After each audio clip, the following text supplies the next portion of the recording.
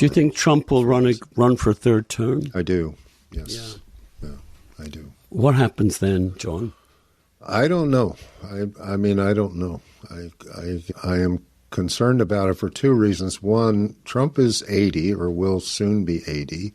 And there's an article in Stat News, which is a very good healthcare medical journal started by a guy named Rick Burke who was at the New York Times. And they did an interview with a bunch of linguists and psychologists and so on and so forth, and they examined Trump's speeches and statements, and they saw a dramatic increase in all or nothing thinking. So whereas in 2015, or going back to being interviewed by Tom Brokaw in 2007 or whatever, things weren't great. They were the greatest ever. Things weren't bad. They were the all-time worst things ever, etc. And that's a sign of A, depression, which is sort of disconcerting, but B, it could be a sign of a diminished mental capacity. And people are concerned about Trump's health because of the bruise on his right hand, I guess it is, and his swollen ankles, and it's something called CVI, and that's addressable and fixable, and it doesn't require surgery or anything like that. But there's a lot of concern.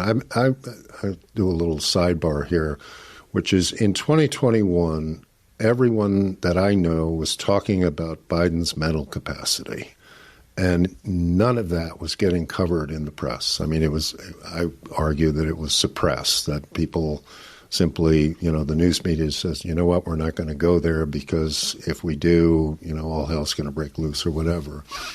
And right now, I go to dinner parties and lunches and so on and so forth, and people say to me, is Trump okay? I mean, is what's going on? I saw that, the Truth Social post or whatever, or I saw yesterday, he said that 300 million people died of drug overdoses in 2024.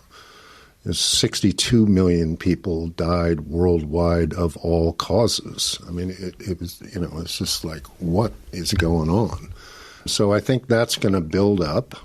And eventually the Wall Street Journal, the Washington Post, or the New York Times, or some major organization is going around and going to interview neurologists and psychologists and so on and so forth, and they're going to publish a report.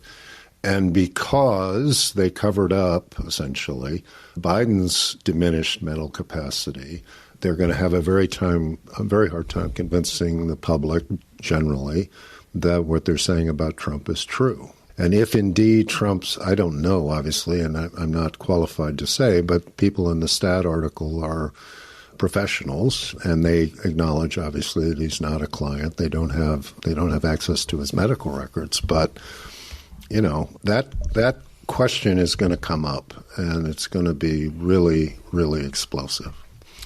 It also seems to me the more explosive question is what happens to the Constitution when he openly defies it. I mean, that's a very clear amendment. I mean, it's quite recently passed. It's not hard. It's rather difficult to parse. No, it would. My view about the all or nothing stuff, which is that was always the case with him. My building's the best that's ever been built. Yours are the worst since Stonehenge or whatever. But you're right. It is ever more emphatic. And I think it's a function partly also of breathing his own fumes, having no one ever saying anything that's contrary to him. He's now suing national newspapers for writing tough coverage of a president. Right.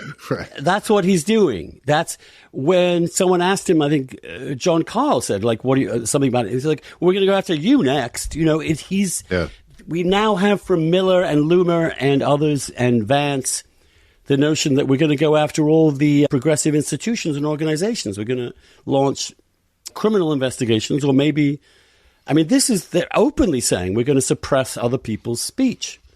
Yep. This is a function also of him, whatever happens to lots of megalomaniacs, once they get in power, especially if they've been validated, it gets more and more. It gets, their ability to tolerate any compromise becomes incredibly difficult.